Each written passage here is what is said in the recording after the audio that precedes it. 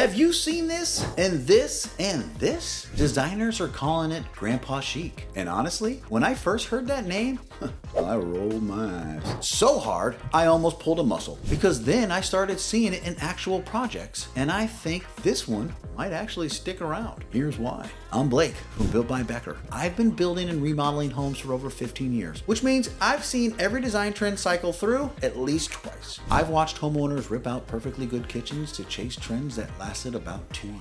When a new trend shows up, my first instinct is, I'm a little skeptic. But this one's different, and I'm gonna tell you why, from a builder's perspective, not a designer. By the end of this video, you'll know if Grandpa Chic is a real movement, or if it's just another Instagram fad that'll be embarrassing in 3 years. And more importantly, whether you should actually invest your renovation dollars in Grandpa Chic. Guys, if you're planning any kind of renovation, hit that subscribe button right now, because I'm gonna give you the honest contractor take that most designers won't tell you. All right, let's talk about Grandpa Chic. What is Grandpa Chic? So first things first, let's cut through all the fancy design terminology and talk about what it actually is. You know, Grandpa's study, or maybe your dad's home office from the 80s, dark wood paneling, a big leather chair that's been around since Nixon was president, books everywhere, that one brass lamp that's older than you are, and everything just feels solid, lived in, comfortable, in a way that modern furniture somehow isn't. That's the vibe, but cleaned up, intentional, like someone took all the good parts of that aesthetic and left out the weird stuff, like the mounted fish on the wall and the carpet that hasn't been cleaned since 1987. Here's what it actually looks like in real terms. Rich, dark colors. We're taking dark greens, navy blues, charcoal grays, chocolate browns, not all the white, all the gray minimalism that we've been drowning in the past decade. Real wood, and I mean real wood, not laminate pretending to be wood. Actual wood with actual grain and actual character. Leather furniture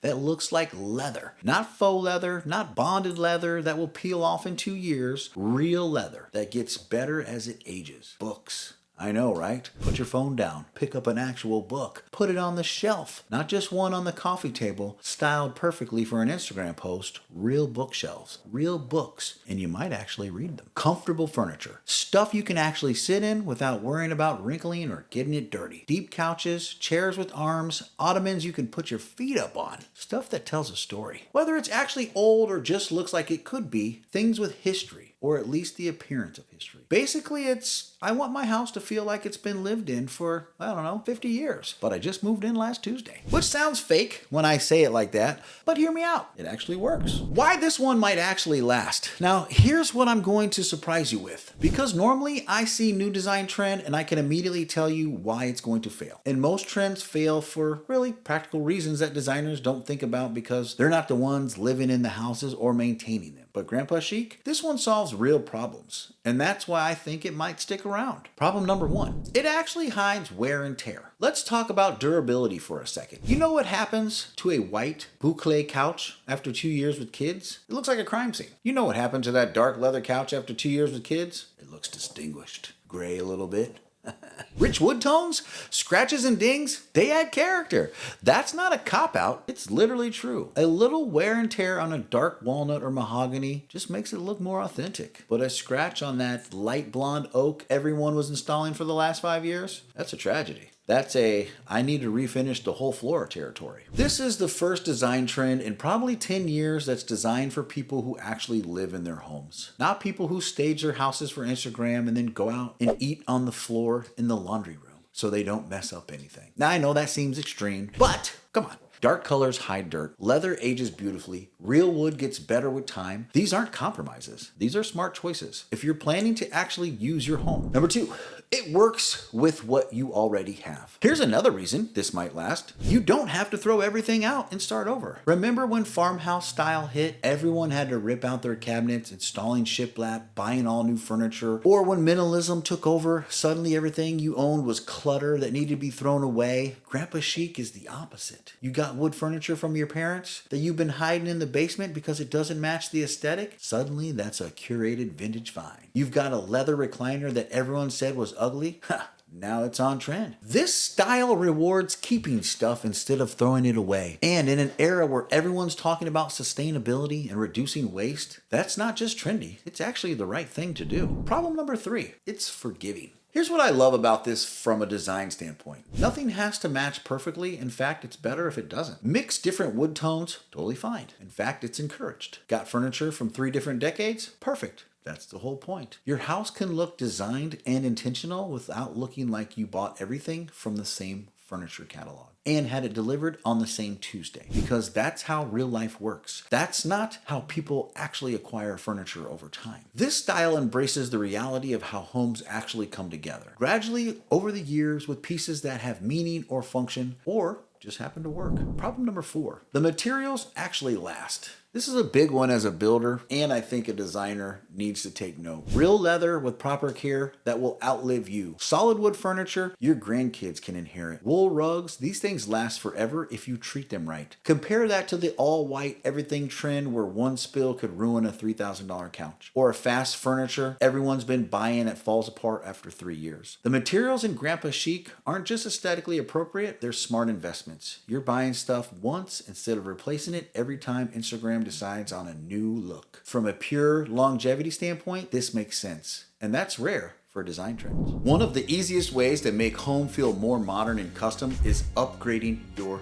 window treatments. These are the Talk Blind motorized shades, and they're one of those upgrades that adds both style and everyday convenience. With the touch of a button right from this remote, you can control the natural light, privacy, and glare throughout the day. From a builder and design standpoint, motorized shades keep windows clean and uncluttered. No cords, no hassle, and they work especially well in large openings, living spaces, and kitchens, where adjusting shades manually just isn't always practical. Take a look how we place these in this beautiful window to block out those morning rays. This is one of our recently finished renovations at Built by Becker, and we couldn't be happier with our Talk Blind systems. Thank you so much. And of course, they are Built by Becker approved. All right, let's talk about the red flags now. I'm not gonna leave out the opportunity to take a different look. I'm not completely sold, because there are some warning signs that this could still flame out like every other trend. And let me tell you what worries me. Red flag number 1, the name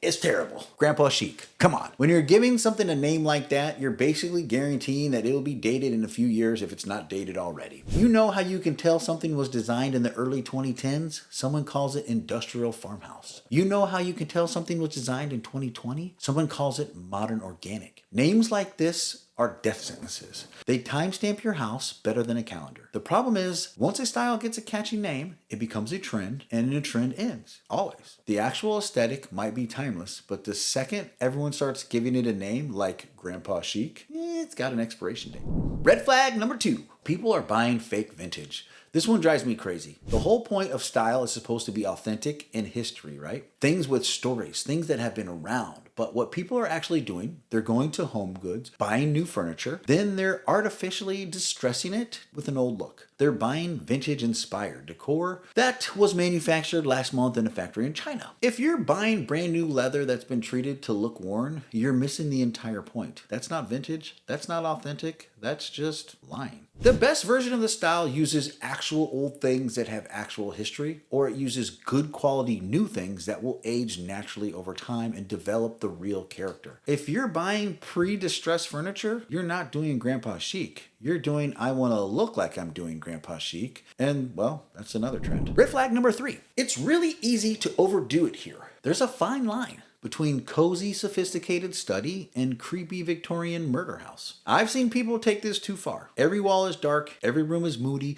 every piece of furniture looks like it came from a funeral home in 1890, and the whole house feels like you're living in a Tim Burton movie. That's not comfortable. That's oppressive. If every room in your house is dark and dramatic, you're not creating a home, you're creating a haunted house. Balance is everything. You can have your moody study or your rich dark primary bedroom, but your kitchen can still be bright. Your living room can still have natural light. Your kids' rooms don't need to look like they belong in the Addams Family home. If you get Grandpa Chic in every room, you're doing it wrong, and it's going to feel dated fast. How to actually do this right? So let's just say you actually like this style and you want to incorporate it into your house. Here's how to do it in a way that will still look good in 10 years from someone who's actually building and renovated hundreds of homes. Do this. Invest in quality basics. One really good leather chair beats 5 cheap vintage inspired pieces from a big box store. If you're going to do this style, do it right. Buy things that actually last and age well. Mix modern comfort. Your actual grandpa's furniture was probably uncomfortable as heck. Don't copy that part.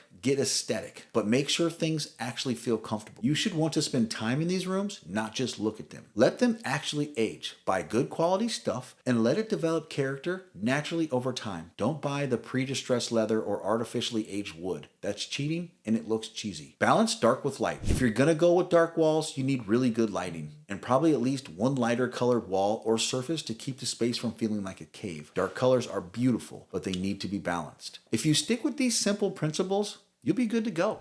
So, will it last? Here's my honest final take on the whole thing. The style will last because it is based on principles that have always worked. Quality materials, comfortable furniture, colors that hide real life, and stuff that ages gracefully. Those principles are timeless because they're practical. We just got distracted for the past decade by the all-white minimalism and forgot rooms with actual character, depth, and comfort. They never really go out of style. They just get rebranded for a few years with new Instagram-friendly names. So, what do you think? Are you Team Grandpa Chic? Or are you sticking with whatever you already got? Let me know in the comments. And if you're planning a renovation or want to make sure it'll still look good in 10 years, not just 10 months, grab my design starter kit. It's got all the personal planning tools, templates to help you design something that actually lasts. The link's in the description. And as always, thanks for watching. Hit that subscribe button if you haven't already, and I will see you on the next one.